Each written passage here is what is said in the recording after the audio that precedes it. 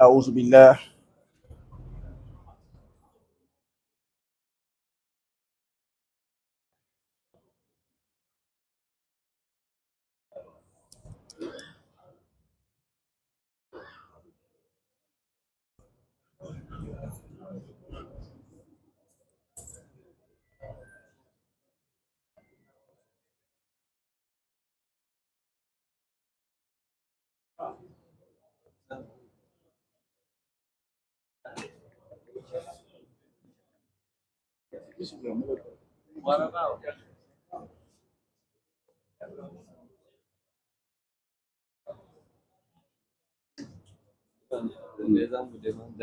Ok. Ok.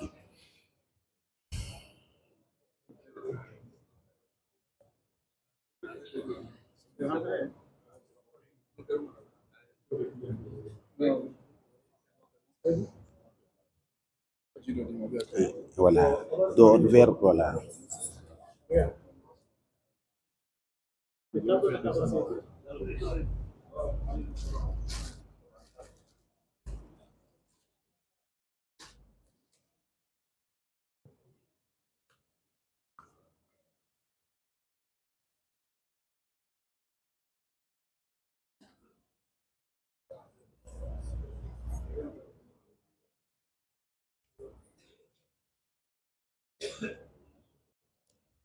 أعوذ بالله.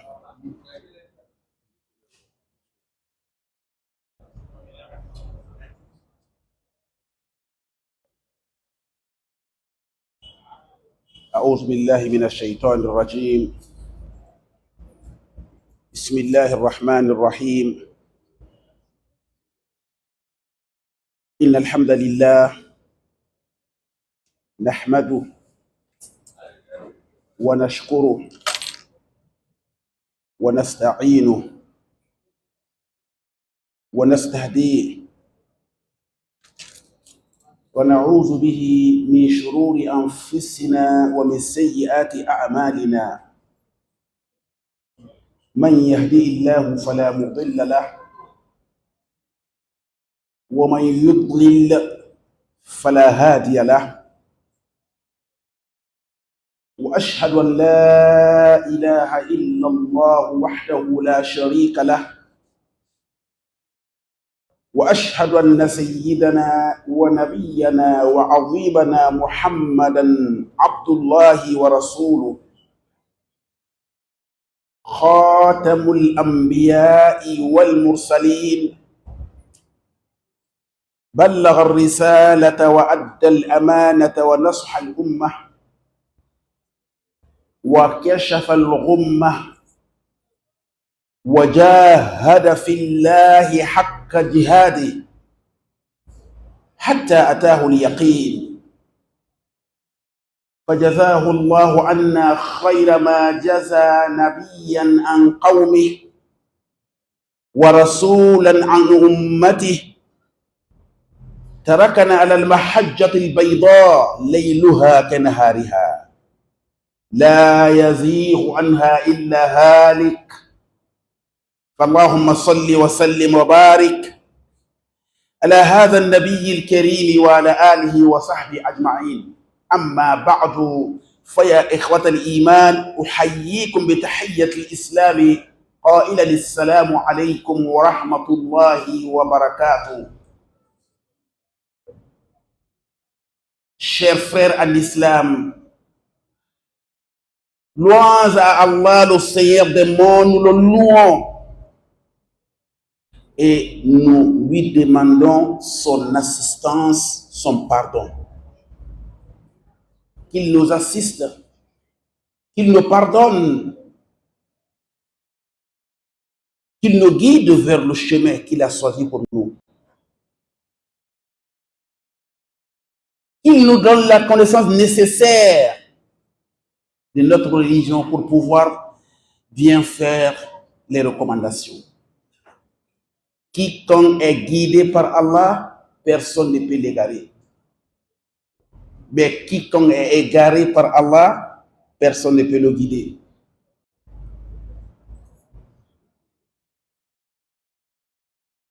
Nous attestons qu'il n'y a point une autre divinité qui mérite l'adoration en dehors d'Allah subhanahu wa ta'ala, et nous attestons avec une conviction solide que l'envoyé de la providence divine, le meilleur de tous, le prophète Muhammad sallallahu alayhi wa sallam, est serviteur d'Allah et son messager.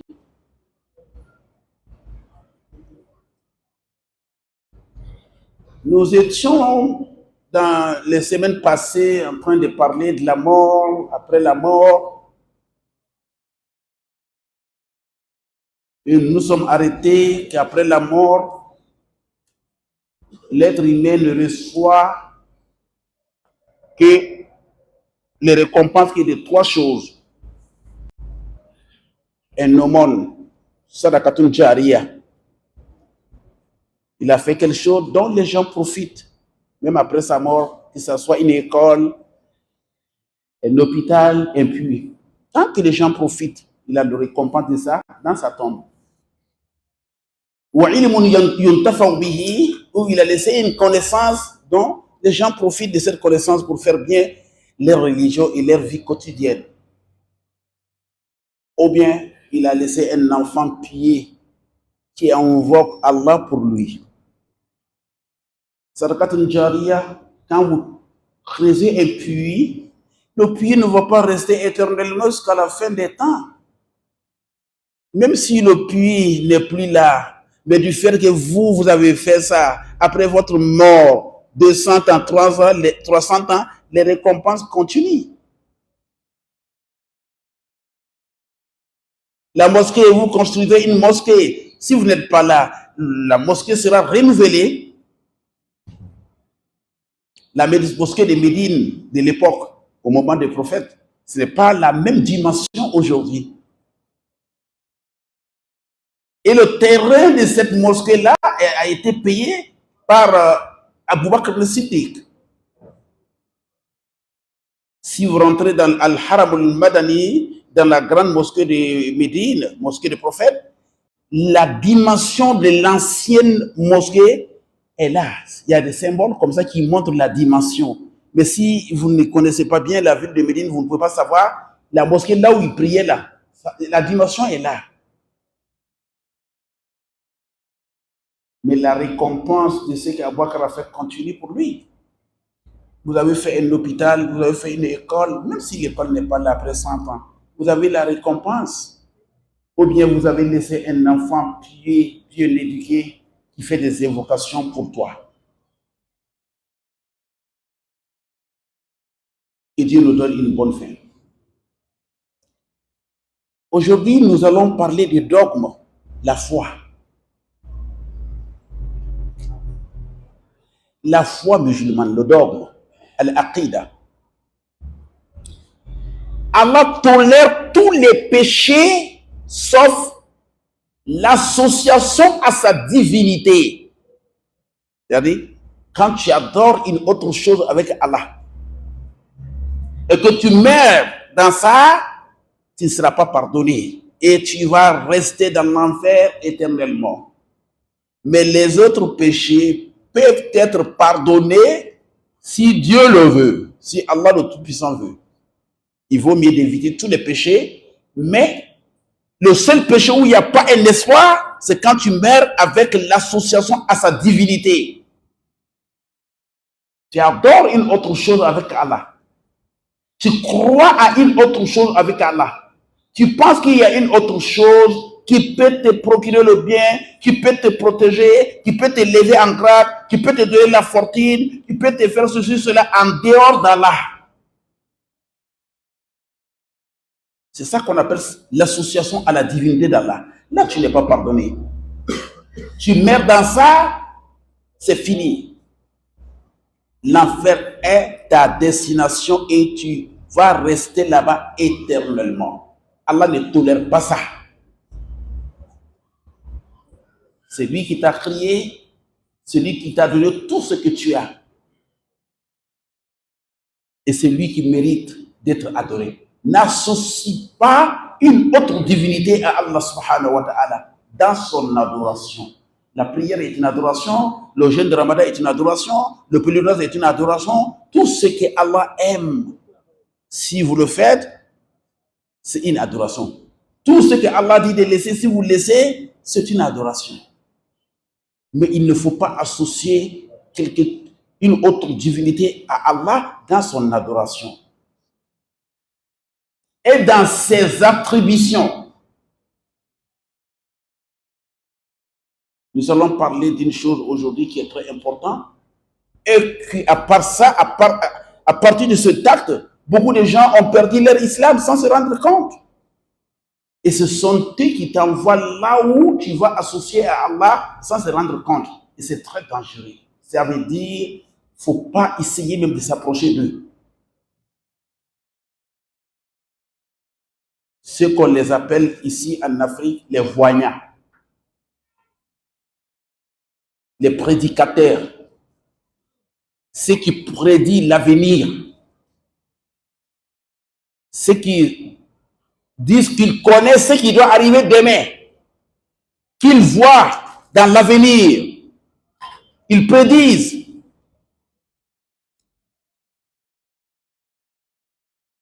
Ces gens-là ne sont pas musulmans. Car l'islam dit le Coran dit que personne dans les cieux ni dans la terre ne connaît ce qui n'est pas encore arrivé, ce n'est pas lui, Allah Jalla Jalaluhu. Et le prophète dit Man ata arrafan aw kahinan fasaddaqahu bima yaqulu faqad kafara bima unzila ala Muhammad. Quiconque va vers un voyant ou bien un prédicateur et lui pose question à propos de son avenir, et cet individu lui dit que c'est ça qui va arriver, c'est ça qui va arriver, et qu'il croit en ça, le prophète Mohammed dit que cette personne a renoncé à sa foi. Il a refusé l'islam. Il a abandonné l'islam. C'est très, très, très sensible et c'est très, très, très dangereux. C'est pourquoi l'islam te prépare pour que tu ne vas pas là-bas. Il te dit tout ce qui arrive à toi, c'est d'Allah subhanahu wa ta'ala. Prends ça avec la foi. Demandez à Allah de soulever. Et il va soulever quand tu lui demandes. Si c'est une maladie, soigne ça par les voies légales. Il y a des médicaments légaux. Il y a l'hôpital. S'il y a des gens qui peuvent soigner ça avec les herbes, les tradis praticiens, tu peux te soigner. En condition qu'ils ne te disent pas d'égorger un mouton, ou bien un poulet, ou bien un corps. Non, s'ils te donnent les racines, ces racines-là soignent telle maladie par la grâce d'Allah, tu l'acceptes. Les tradis praticiens, qu'on l'appelle en Afrique guérisseurs, ils ne sont pas guérisseurs. C'est un nom que l'islam rejette. Le guérisseur est Allah. Personne n'est guérisseur sur cette terre. Les médicaments sont des sabbats. Ce sont les moyens. Mais que ces moyens soient activés pour qu'ils donnent son résultat, ça dépend de la volonté d'Allah Jalla Jalaluhu. Moussa était malade, il avait des maux de ventre. Il a demandé à Allah, il dit Allah, j'ai mal au ventre. Allah lui a montré un arbre. Vas-y, prends les feuilles de ces arbres et tu croques, tu bois l'eau qui sort dans les feux. Et le ventre, ça va finir, la maladie va être guérie. Il a fait. Et puis, le mal est parti. Quelque temps après, il a eu les mêmes maux de ventre. Il est allé là-bas. Sans dire à Allah, il a pris les feux, il a fait ce comme il avait fait avant, mais les maux sont restés dans le ventre. Le ventre n'est pas guéri. Il a dit à Allah, mais cette fois-ci, je suis allé, mais j'ai toujours mal au ventre. Allah lui a dit que Moussa, avant tu m'avais demandé, je t'ai montré les feuilles, mais avant que tu ne partes vers les feuilles, j'ai mis la guérison dans les feuilles. Mais cette fois-ci, tu ne m'as pas demandé, je n'ai pas mis la guérison dans les feuilles. Donc, les feuilles ne peuvent pas te guérir. Donc, tout ce que nous faisons dans le dunya, c'est un sabab. C'est un sabab.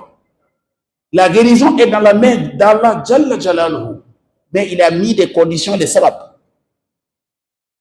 Tu peux te soigner chez les médecins. Tu peux te soigner. Ceux-là qui soignent avec les racines, mais ils ne sont pas guérisseurs, parce que ce mot guérisseur est rejeté par l'islam. Ce sont des médecins qui soignent traditionnellement, avec les feuilles, les racines. Mais s'ils ne font pas l'association dans leurs médicaments, tu peux te soigner avec. Mais bon, avant de te soigner, il faut amener un poulet, il faut amener une vache, il faut qu'on égorge d'abord un mouton. Non, laisse ça. Ça, c'est pas pour un croyant musulman. Donc, tout musulman qui veut aller dans la vie d'au-delà, étant un musulman, il faut qu'il évite d'associer à Allah. Dans tout, il ne faut pas associer à Allah. Dans ses attributions, il ne faut pas l'associer à quelqu'un. Parce qu'il dit que c'est lui seul qui connaît ce qui doit arriver demain. Personne ne connaît ça. Personne, même les prophètes, ne connaissent pas ce qui doit arriver demain. Sauf si Allah leur montre quelquefois pour que les gens sachent qu'ils sont envoyés d'Allah.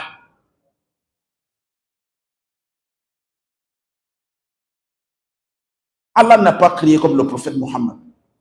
Et il ne va pas créer comme le prophète Mohammed. Écoutez ce que Allah a dit au prophète Mohammed dans le Coran. أعوذ بالله من الشيطان الرجيم بسم الله الرحمن الرحيم قل لا أملك لنفسي نفعا ولا ضر إلا ما شاء الله ولو كنت أعلم الغيب لاستكثرت من الخير وما مسني السوء إن أنا إلا نذير وبشير لقوم يؤمنون.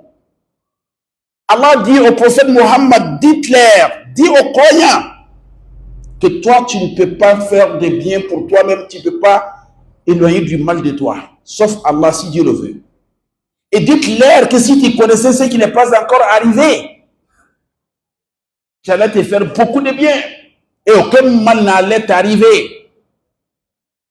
Dites-leur que toi, tu n'es qu'un avertisseur et un annonciateur de bonnes nouvelles pour ceux qui croient. Ça, c'est le prophète lui-même. Allah lui dit de dire qu'il ne connaît pas ce qui doit arriver demain. Il ne connaît pas. Sauf ceux que Allah même a montré à lui. C'est pourquoi arrêtez d'aller sur ces gens qui disent qu'il peut prédire votre avenir. Et vous montrer le chemin de votre réussite. Pour que vous soyez riche, il faut faire ça. Pour que vous soyez président, il faut faire ça. Pour que vous soyez député, il faut faire ça. Ils arrivent à dire même des offrandes qui sont terribles. Des sacrifices terribles. Et tout sacrifice que ces gens te disent que c'est sacrifice, c'est pas sacrifice. C'est une offrande. C'est un shirk. C'est pas sadaka. Sadaka, c'est toi-même, tu te lèves de toi-même, tu donnes quelque chose de bien à quelqu'un. Tu en as besoin. C'est ça qui est sadaka. Et c'est recommandé. Et ça, vous êtes malade, si vous donnez des sadaka aux gens, Dieu va vous guérir. Dans l'intention que Allah guérisse moi, Allah guérit moi dans de cette maladie. Allah va vous guérir. Mais ce qui n'est pas encore arrivé, l'avenir reste dans la connaissance d'Allah subhanahu wa ta'ala. Imam Malik ibn Anas, Imam Dar al-Hijra, radiyallahu anhu, il a vu l'ange de la mort dans le rêve. L'ange de la mort, celui qui prend les âmes.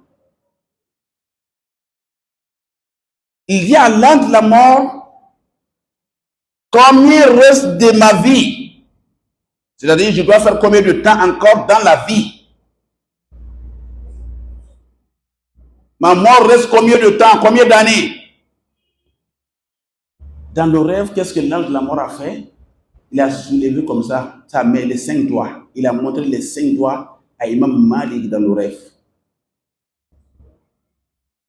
Imam Malik dans le rêve lui demande, il me reste 5 ans, il n'a pas répondu. 5 mois, il n'a pas répondu.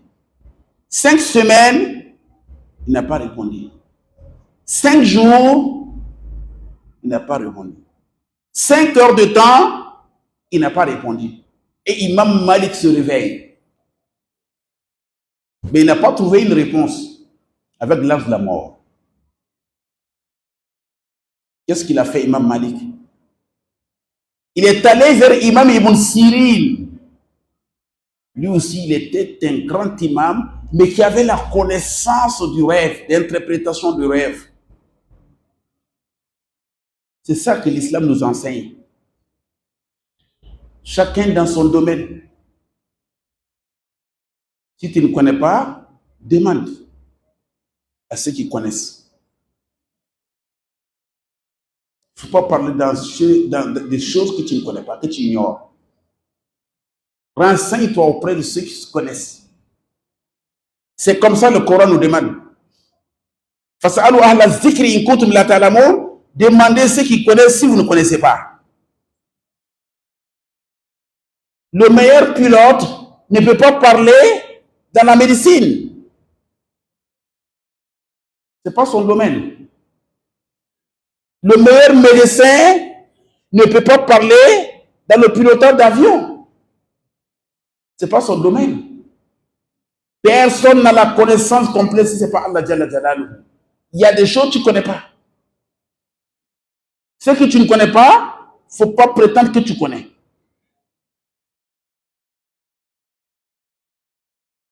Et aujourd'hui, sur les réseaux sociaux, ça fait pitié. Surtout en ce qui concerne l'islam. Tout le monde parle de l'islam. Tout le monde parle de l'islam. Tout le monde. Tout le monde parle de l'islam. Et les réseaux sociaux là, ont créé des problèmes à l'humanité, vraiment. Il a donné des bons travaux aussi. Il nous a servi quelque part, mais il nous a créé des problèmes. Tout le monde parle de l'islam. Tout le monde. Et du fait que nous avons une connaissance très petite dans l'islam, et on les écoute. Si tu ne connais pas, demande. C'est ce que l'islam a enseigné. Imam Malik est allé voir Imam Ibn Sirin. Parce que lui, il connaît le rêve. Imam Malik ne connaît pas le rêve comme Imam Malik et Imam Ibn Sirin. Il dit à Imam Ibn Sirin, j'ai vu l'an de la mort hier. Voilà ce qui s'est passé entre moi et lui. Ça veut dire quoi? Les 5 doigts qu'il a soulevés et puis il ne m'a pas répondu. Imam Ibn Sirin lui dit, il t'a répondu avec un verset coranique qui est à la terminaison du Surat al-Luqman. Allah dit, il y a 5 choses, personne ne connaît, c'est pas lui. Inna Allah indahu ilmu sa'a. C'est la première des choses. Wa yunazzilu al-ghaytha. Ça, c'est la deuxième des choses. Wa ya'lam ma fil arham. Ça, c'est la troisième des choses. Wa ma tadri nafsun maza taksib gada. Ça, c'est la quatrième des choses. Wa ma tadri nafsun bi ayyi ardin tamut. Ça, c'est la cinquième des choses. Inna Allah alimun khabir. Ces 5 choses-là, personne ne connaît. Ah oui. Inna Allah indahu ilmu sa'a. Quand est-ce Yom al-Qiyamah va venir, personne ne connaît. Même les prophètes. Avant, on nous disait ici que bon, le prophète a dit, je ne vais pas faire 2000 ans en bas de la terre, Yom al-Qiyamah va arriver. Ça, ce sont des paroles qui ne sont pas fondées. Personne ne connaît quand est-ce Yom al-Qiyamah. Personne. Ça reste dans la connaissance d'Allah Jalla Jalaluhu. Ça, c'est la première des choses que personne ne connaît, ce qui va arriver. Si quelqu'un te dit que Yom al-Qiyamah va... Non. Le prophète a dit des signes. Il y a des gros signes, il y a des petits signes. Mais dire que telle date, personne ne connaissait pas Allah Jalla Jalaluhu. Ça, c'est la première des choses que personne ne connaît pas. Que personne ne connaît. Wa inna Allah indahu ilmu sa'a wa yunazzilu al-ghaytha. Allah, il fait pleuvoir la pluie. Ne me dis pas que la météo peut prédire. Non, la météo ne peut pas. Celui qui fait pleuvoir. La météo, c'est probablement comme ça. Mais combien de litres, combien de l'eau, combien de gouttes, il va faire pousser combien de plantes, il va aller à combien de profondeur. La pluie, personne ne sait qu'est-ce que c'est. La pluie, la réalité de la pluie, personne ne connaît. C'est Allah qui fait descendre la pluie, qui connaît qu'est-ce que c'est. Vous ne voyez pas souvent on a pluie dans ce quartier. Tu vas à Ngodje, il n'y a pas pluie. Souvent à Petit Paris ici, il n'y a pas la pluie. Pas même à Sotega, il y a la pluie.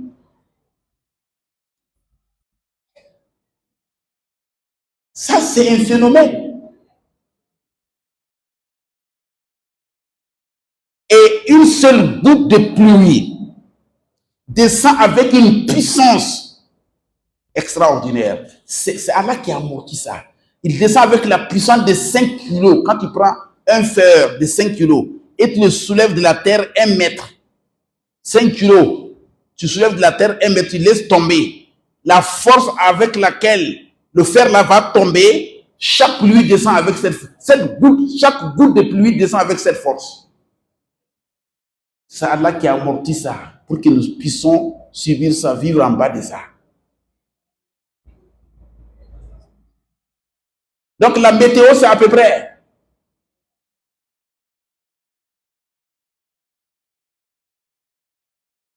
En 78, je me rappelle. À l'époque, c'était la haute volta. Au Burkina, c'était la haute volta avant. La météo a parlé. Et demain, de ne pas laisser quelqu'un aller à l'école, les enfants doivent rester à la maison parce que ça ne va pas, qu'il y a une grande pluie, il y a une tempête qui va venir. Le matin, je devais aller à l'école, mon grand frère m'a dit non. Ce que la météo a dit, non, il ne faut pas bouger. Les gens ont dit, tout le monde, les voisins disent, oh, il ne faut pas bouger. Ce jour-là, le climat était plus beau que tous les climats du monde. Tout le climat que la haute volta a eu. Il n'y a pas eu vent, il n'y a pas eu pluie. Ça arrive ici, même ici aussi, ça arrive. La connaissance de la pluie, là, c'est Allah. Ça, c'est la deuxième des choses que personne ne connaît.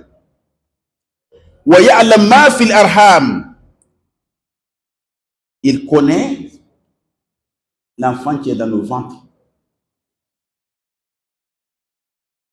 Maintenant, on dit l'enfant qui est dans le ventre de sa maman, qu'on peut savoir si il est masculin ou bien féminin.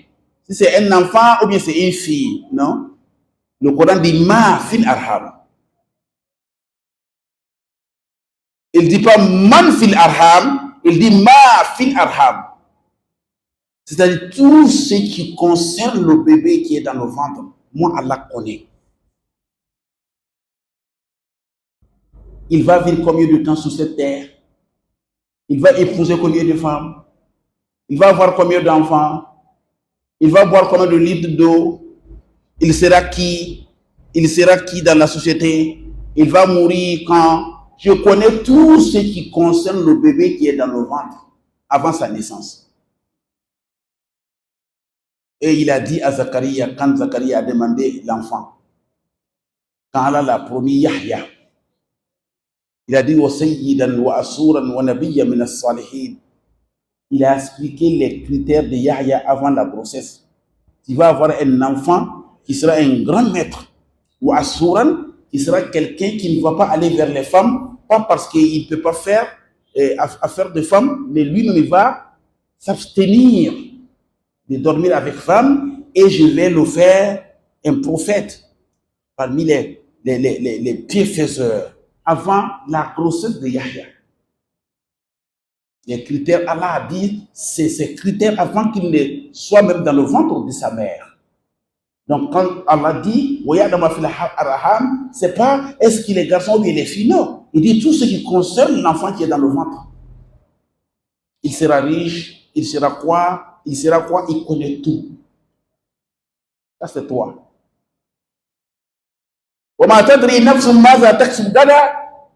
Aucune âme ne sait qu'est-ce qu'il va faire demain. Personne. Aucune âme ne sait sur quelle terre il va mourir. Voilà les 5 choses que l'ange de la mort a montré à Sayyidina Imam Malik ibn Anas. Tout, c'est des choses de futur. Personne ne connaît le futur. Non. Les prophètes, Allah souvent leur montre. Donc, arrêtez d'aller vers des gens qui vous prédisent. Puisque le prophète dit que quiconque va vers là-bas, et tu crois en ce qu'il dit, c'est fini, tu as renoncé à ta foi. Il faut renouveler la foi en disant Ashhadu an la ilaha illallah wa ashhadu anna Muhammad Rasulullah. Il y a une personne qui est morte depuis qu'Allah a créé Adam. Personne n'a eu cette façon de mourir, si ce n'est pas lui seul. Cette personne, c'est qui? C'est Sayyidina Suleiman, le prophète Suleiman. Vous savez, il est mort comment? Il est mort debout.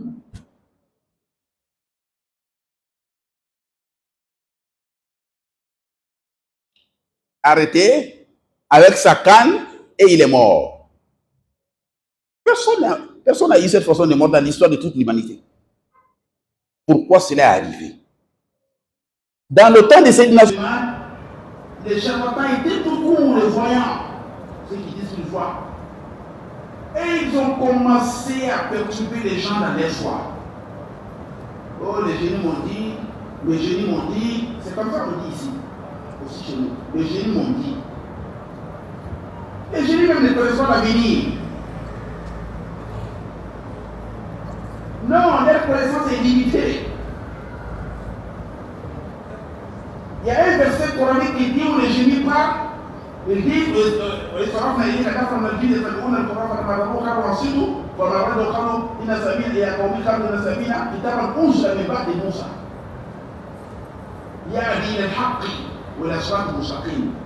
quand ils sont venus écouter le Coran, le prophète en train de lire le Coran, ils ont écouté le Coran. Quand ils sont retournés, ils ont dit à leurs parents, nous on a entendu un livre aujourd'hui qui a été révélé après Sayyidina Moussa. Ce livre est venu après Sayyidina Moussa. Ce livre-là, il quitte les gens, il quitte les créatures vers le bon chemin, vers la vérité. Mais c'est le livre qui est venu après Sayyidina Moussa. Est-ce que le Coran était venu après Sayyidina Moussa? Non. Le Coran est venu après Sayyidina Isa, pas Sayyidina Moussa. Mais les génies n'ont pas su qu'il y a eu un individu sur cette terre qui s'appelle Isa. Pourtant, il était prophète très célèbre, il ressuscitait des morts par la permission d'Allah, il rendait des non-voyants voyants par la permission d'Allah. Sa naissance a été miraculeuse parce qu'il est venu d'une maman sans père. Ce grand événement qui a passé dans le dunya, les génies n'ont pas su qu'il y a eu quelqu'un qui s'appelle Isa. Ils n'ont pas su. C'est pourquoi il dit, nous avons entendu un livre qui a été révélé après Moïse. Non, le Coran n'est pas venu après Moïse. Le Coran est venu après Isa. Moïse et Isa. C'est Moussa et Isa. Il y a 1100 ans. C'est Isa et Rasulullah, il y a 600 ans.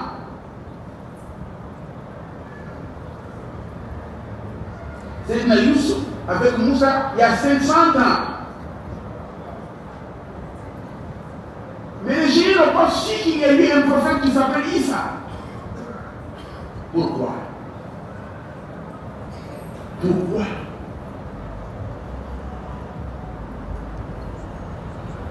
J'étais avec mes frères tout de suite à Belgique. Je leur disais que Allah a donné une grande chose aux croyants, aux musulmans, et les musulmans négligent cette grande chose. Allah Allah les a donné un doua, l'invocation à doua. Voilà. Allah nous a donné ça. D'autres, il faut aller chez leur chef religieux pour faire le doua. Chez nous, ce n'est pas comme ça. Tout le monde peut appeler Allah, mais si vous voyez que nous, ici, dans l'islam, on refuse d'appeler Allah partout où on se trouve, on dit il y a tel chef là-bas, il faut aller là-bas, lui il est pour Allah plus que moi, il faut aller là-bas, il faut aller se mettre genoux là-bas, pour lui dire de demander Allah pour toi, c'est parce que nous ne connaissons pas notre religion. Je ne dis pas qu'on ne peut pas demander droit à quelqu'un qui est bien, qui pense qu'il est proche d'Allah. Mais dire que toi-même tu ne peux pas faire le droit pour toi, il faut que quelqu'un d'autre fasse le droit pour toi, c'est l'ignorance de la religion. Pourquoi cela arrive? Parce qu'on se dit, oh, moi je ne peux pas, parce que moi je fais trop de péchés. Oh, lui il est plus proche d'Allah que moi. Donc moi je fais trop de péchés, donc moi je ne peux pas appeler à la écoutez. Qu'est-ce qui trouve qu'il est plus proche d'Allah que toi? Non. Qu'est-ce qu'il prouve qu'Oussaïd Djibo est plus proche d'Allah que son frère Diallo? Autrement. Qu'est-ce qu'il prouve que Diallo est plus proche d'Allah que Oussaïd Djibo? Il n'y a pas preuve. Il est musulman, je suis musulman. Chacun d'entre vous est musulman, moi aussi je suis musulman. Et il y a des musulmans dans la rue qui ne sont rien devant toi. Ils sont mal habillés, ils sont là. Il peut être femme comme dans son toit, tu dis non, il n'est rien devant. Mais pourtant il est proche d'Allah que toi. Il est plus proche à Allah que toi. Et quand il demande à Allah, il lui accorde sa demande tout de suite. Mais dans la société, il est rien. Le prophète a dit qu'il y a des gens comme ça, le cheveu éparpillé, mal habillé, fou à la boire, les gens le cherchent devant les portes, mais quand il dit à Allah, fais ça, Allah fait. La parole n'a rien à voir, la parole n'a pas de valeur. Elle dit non. Laisse la parole faire. Qu'est-ce qu'il prouve que celui que toi tu vas vers lui est plus proche d'Allah que toi? Non. Mais est-ce que ça vaut des péchés qu'Allah ne va pas te répondre? Non. Allah te répond avec tes péchés. D'accord? Toi tu as des péchés, non? C'est pourquoi tu dis, ah moi je ne mérite pas d'appeler Allah. Mais il y a une créature qui est plus mauvaise que toi. Il a demandé à Allah et Allah l'a apporté sa demande au Shaitan. Tu ne vas pas me dire que toi ton péché est plus grave que le Shaitan. Shaitan est l'un des grands criminels. Mais quand il a demandé à Allah, Rabbi Abdel Yomi Yomafoun, il a dit Allah, quand Allah l'a maudit, chasse du paradis, sors du paradis, tu as fini de te prosterner à Adam, sors, tu as ma malédiction sur ta Yom Al-Qiyamah. Qu'est-ce qu'il a dit à Allah? Il a dit Rabbi Abdel Yomi Yomafoun, oh Seigneur mon Créateur, laisse-moi en vie jusqu'au jour de Yom Al-Qiyamah. Même le Shaitan n'a pas refusé qu'Allah est son Créateur.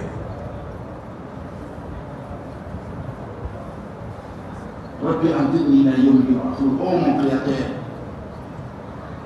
garde-moi en vie jusqu'au jour du dernier jour. J'ai accordé ta demande, tu vas rester en vie jusqu'à le jour du Yom Al-Qiyamah.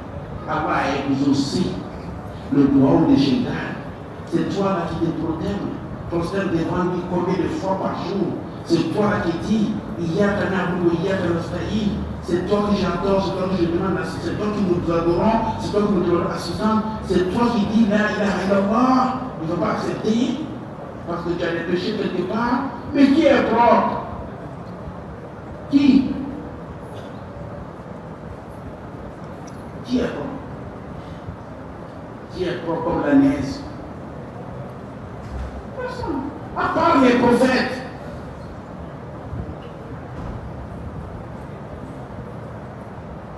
Nous avons oublié le droit. Depuis que la femme est tombée en grossesse, demande à Allah qu'Allah soit un enfant. Qu'Allah te donne l'enfant soit un enfant béni. Je dis toujours à nos mamans, quand nous sommes dans les prêches, au moment où vous êtes enceinte, dans les prières, demandez à Allah Allah fasse que mon enfant soit un enfant béni.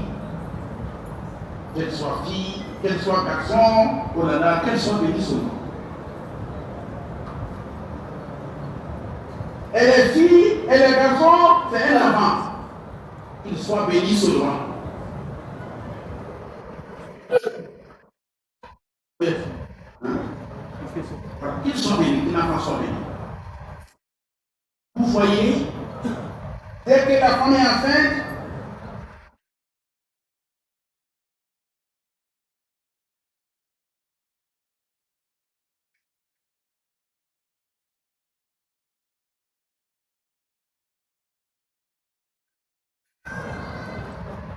la personne me dit, mais je parlais d'Imam Malik. Et ce n'était pas Imam Malik, hein?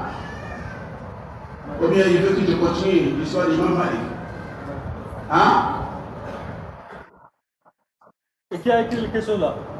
C'est lui qui a posé la question. Hein?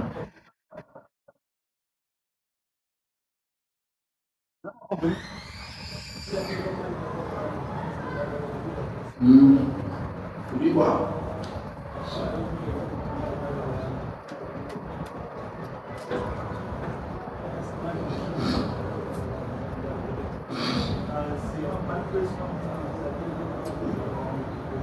Dès que la femme est enceinte, fais le droit. Ouais. Mais moi, c'est pas quoi. Il dit que vous avez dit que l'imam Malik Boudina. non, Imam Malik, radiallahu anhu. Donc, c'est ça maintenant, il veut savoir. Ah oui, Imam Malik, on dit radiallahu anhu. Radiallahu anhu, Imam Malik, radiallahu anhu. Radiallahu anhu, avec les grands savants, on peut leur dire radiallahu anhu. Quand on soit satisfait de l'islam, rien d'autre. On dit ça aux sahaba, on dit ça aux imams, les grands imams.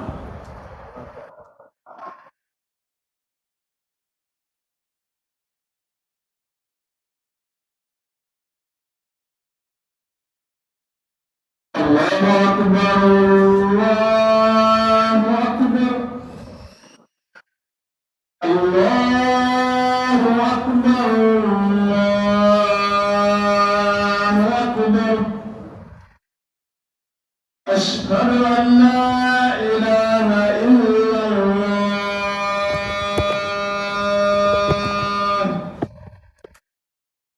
أشهد أن لا إله إلا الله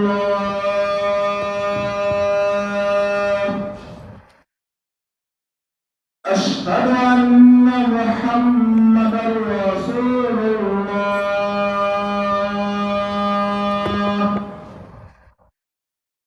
أشهد أن محمدا رسول الله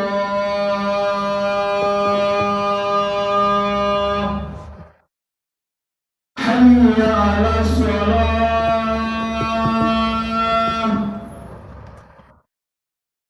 حي على الصلاة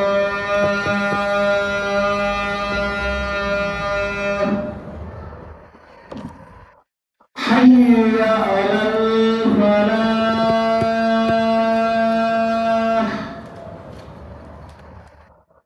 حي على الفلاح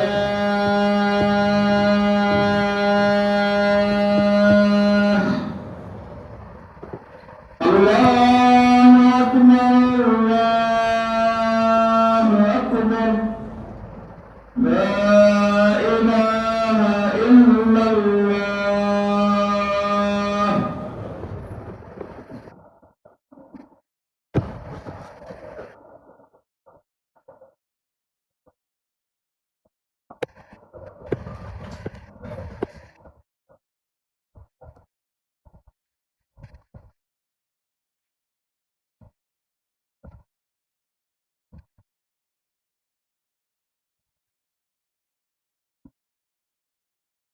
Donc, je disais, radiallahu anhu, il voulait savoir, comme la plupart du temps, on dit radiallahu anhu avec les sahaba, est-ce qu'on peut dire ça avec quelqu'un qui n'est pas sahaba? J'ai compris sa question. On peut dire avec quelqu'un qui a adoré radiallahu anhu. Ça veut dire qu'Allah soit satisfait de lui. Grands imams, qu'on connaît tous ont prié, ils ont fait beaucoup la religion, on peut dire radiallahu anhu. Et le Coran qui confirme ça. Regarde ici qu'est-ce que le Coran dit. Inna alladhina amanu wa amilu salihati ulaika hum khayrul bariyya. Ceux qui ont pris et qui ont fait des bons œuvres, ce sont les bonnes créatures. Jazaohum inda rabbihim jannatu adnin. Leur récompense chez leur Seigneur, c'est jannatu adnin, le paradis adnin. Tajri min tahtiha al-anhar, l'eau coule en bas de ce paradis. Khalidina fiha abadan, ils vont demeurer là-bas éternellement. Radiyallahu anhum. Allah est satisfait d'eux. Wa radu an. Et aussi ils sont satisfaits d'Allah. Zalika liman khashiya rabbah. Ça c'est récompense d'une personne qui a eu peur d'Allah. Vous tous, que Dieu soit radiyallahu anhu jami'an. Donc, il ne faut pas laisser le droit. Alors pourquoi les shayatines, ils n'ont pas vu Sayyidina Isa? Il a dit ça. Les génies ne pas celui qui a vu quelqu'un qui s'appelle Sayyidina Isa, à cause des doigts, sa grand-mère. Alors, ça c'est la maman de Mariam.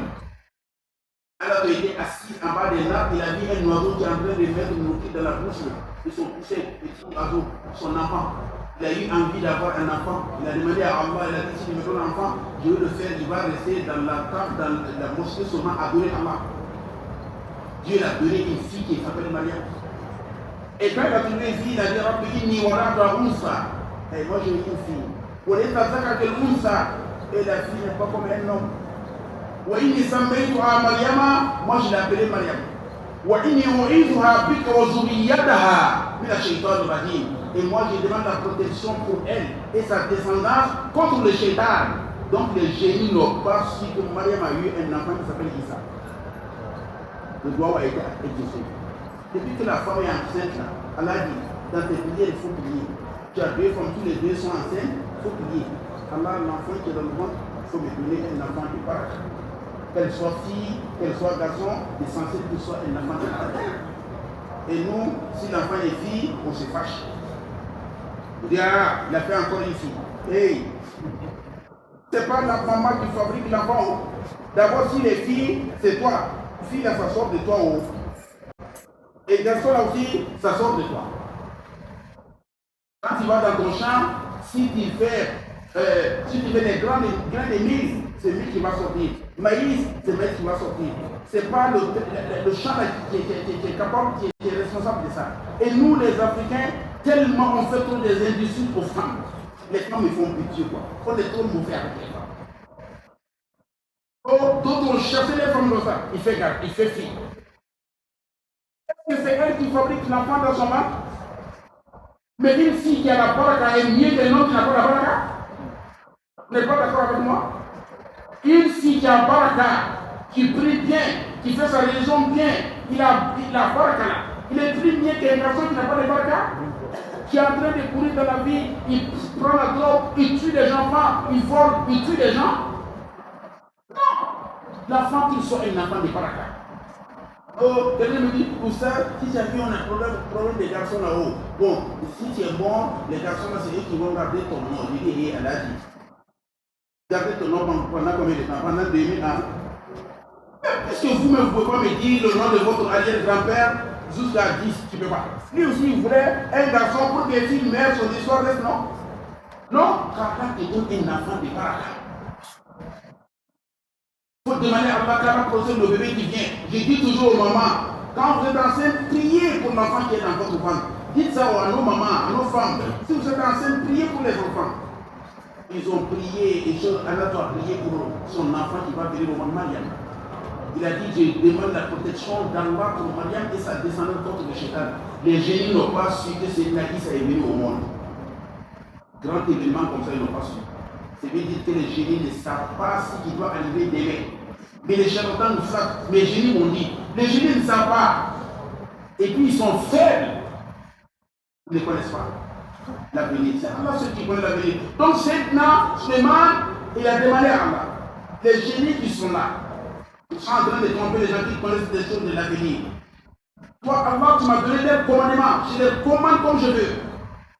Je vais montrer aux gens ils ne connaissent pas ce qui va arriver. Mais comme personne ne connaît quel jour tu vas mourir, il a dit là, la mort lui aussi dans le rêve. Il dit, il me reste combien de temps? J'ai venu pour prendre mon amour, il me reste combien de temps? Là, la mort dit seulement, je ne connais pas. Mais je vais te donner un signe. Seulement quand il finissait de prier seulement, là où il a mis le front par terre, là, il y a un arbre qui sort. L'arbre dit seulement, je m'appelle comme ça, je suis une telle maladie. C'est comme ça avec Suleiman. Il a dit Suleiman, un jour il y a un arbre qui va sortir, il va dire, je m'appelle Kharab. S'il dit je m'appelle Kharab, ta mort est proche. Un jour l'arbre est sorti, il a dit je m'appelle Kharab. Suleiman a su que la mort est proche. Et là il a demandé à Allah, je vais mourir, mais je veux que tu prends mon âme étant debout. Parce que le génie dit aux gens qu'ils connaissent ce qui doit arriver demain. Comme tu m'as donné le commandement, je vais leur donner des travaux forcés qui ne vont pas finir dans un an, qui vont les faire fatiguer, ils vont creuser, ils vont faire tout, mais je vais m'envelopper dans mon kafan. La vie qu'on habille le mort avec, on appelle ça kafan, l'étel. Je vais m'emballer dans ça. Et je vais faire 2 raka'a, et je m'arrête, je prends ma canne, comme ça, et je reste debout. Je veux que tu prends mon âme et tu me laisses debout.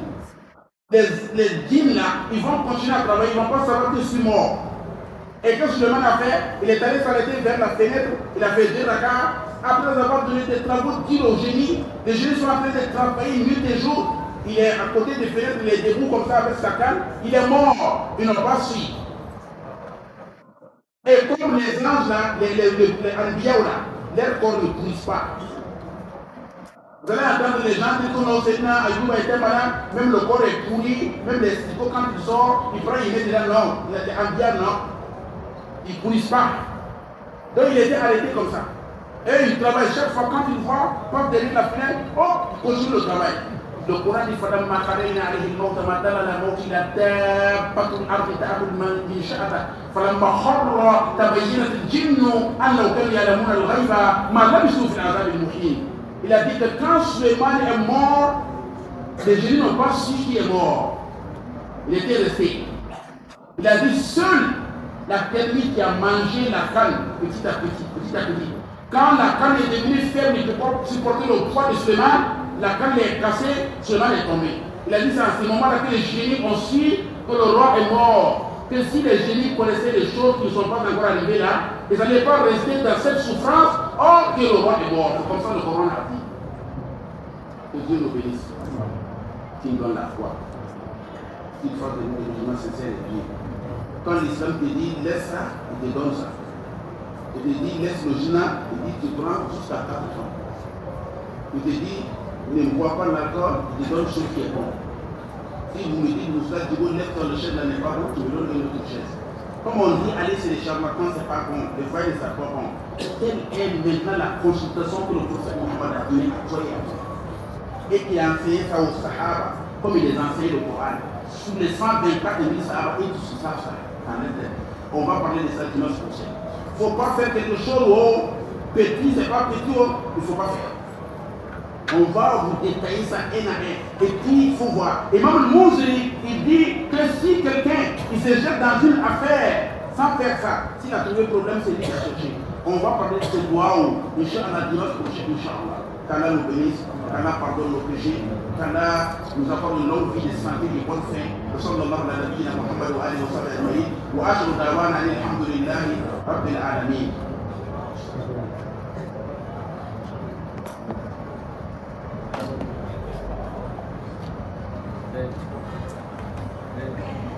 Voilà.